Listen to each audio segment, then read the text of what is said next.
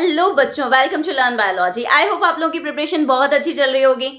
आप mock test भी दे रहे होंगे, बट जब आप मॉक टेस्ट दे रहे हैं तो उनमें बहुत सारी छोटी छोटी मिस्टेक्स हो रही हैं। उन छोटी छोटी मिस्टेक्स को कैसे कम किया जाए, आओ बच्चों उन्हीं पे बात कर लेते हैं। फर्स्ट इंपॉर्टेंट थिंग बच्चों, जिन मिस्टेक्स को आप एग्जाम में करते हो उन्हें सिली मिस्टेक मत कहिए। ऐसी मिस्टेक सिली मिस्टेक कैसे हो सकती है बच्चों, जिनकी वजह से आपको गवर्नमेंट मेडिकल कॉलेज में सीट ना मिल पाए, आपके मार्क्स कम हो जाए।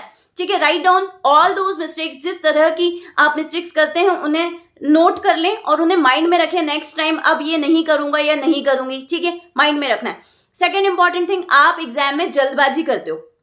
जल्दबाजी कैसे बच्चा, जब पेपर दे दें, फर्स्ट आ गया क्वेश्चन, आ गया सेकंड क्वेश्चन, आ गया थर्ड क्वेश्चन, फोर्थ फिफ्थ आ गया, सिक्स पे जैसे ही आए तो वो क्वेश्चन में आपको थोड़ा सा वो फर्स्ट टाइम में आपको क्लिक नहीं हुआ और कहीं जैसे ही वहां पे आपका क्लिक नहीं हुआ तो आपको लगा आपका टाइम वेस्ट हो रहा है, तो आप जल्दबाजी करने लग गए। इससे बचने के लिए बेटा आप लोगों को क्या करना है, पेपर को स्लॉट में सॉल्व करो। फर्स्ट स्लॉट में अटेम्प्ट ऑल दोज क्वेश्चंस जो आपको एक बार में आ रहे हैं। मान लीजिए 70% क्वेश्चन आपको एक बार में आ गए, ठीक है। अब सेकंड स्लॉट में आप क्या करेंगे, उन क्वेश्चंस को सॉल्व करेंगे जो आपको फर्स्ट टाइम में क्लिक नहीं हुए थे, ठीक है। जब फर्स्ट स्लॉट में पेपर सॉल्व कर रहे हो, जो नहीं बन रहे हैं उनको सर्कल मार्क कर लो, उस पर्टिकुलर पेज को टर्न कर लो या उस पर हैशटैग लगा दो, कुछ भी साइन बना दो, ताकि जब आप सेकंड टाइम में उसे अटेम्प्ट करें तो वो क्वेश्चन आपको याद रहे, ठीक है। अब ये एक तरीका हो गया। दूसरा ये तरीका बच्चों, अभी से टाइम मैनेजमेंट के लिए बहुत आप रिजिड हो जाओ। कैसे, जब आप वहां पे एग्जाम देने जाएंगे तो कंडीशंस वैसी नहीं होगी बच्चों जैसा अभी है। ना इन्विजिलेटर्स को आप पहले से जानते हैं, ठीक है, ना ही ऐसा होगा कि वो जिस भी जगह पे आपका सेंटर आया होगा वहां पे आप पहले कभी गए हुए हो। एक दो बार इन्विजिलेटर आपके सिर पे आ जाएंगे, सिग्नेचर करो, ठीक है।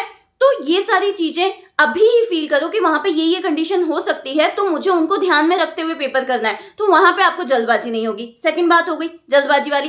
थर्ड और most important thing, during the exam आप फोकस नहीं कर पाते। कई बार आपका शुरू से फोकस बनता है, ठीक है, पर जैसे ही बीच में कोई क्वेश्चन ऐसा आया जो आपसे नहीं बन रहा था, वहीं आपका फोकस जो है चला जाता है, ठीक है। अब अगले क्वेश्चन पे जब जाते हो तो पुराने वाले क्वेश्चन का जो देवदास वाला विचार जो चल रहा था, उसमें जो देवदास बन गए थे कि अरे भाई ये नहीं हो रहा, आगे चलो,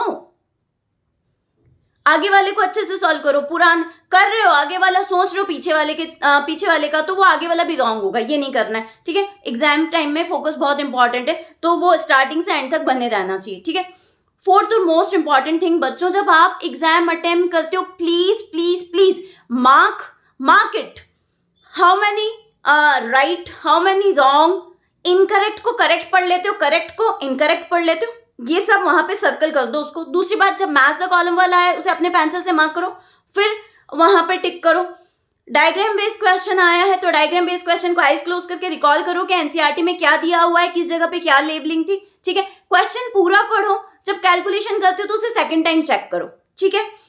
फिर मुझे लगता है जब आप पेपर अटेम्प्ट करते हैं तो समटाइम इट हैपन्स कि आप ओवर थिंकिंग करते हैं। समटाइम नहीं, मैनी टाइम्स आई थिंक आपका आंसर आ रहा होता है, फिर पता नहीं आप फिर से उसके बारे में सोचने लग जाते हो, तो वो ओवरथिंक मत करो।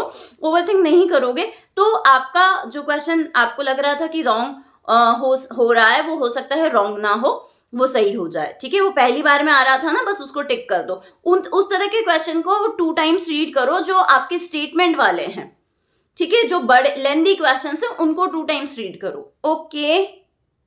आई होप आप लोगों को मेरे पॉइंट समझ में आए होंगे, ठीक है। आई होप इनसे आपकी प्रॉब्लम सॉल्व होगी। Wish you all the best, be a successful doctor.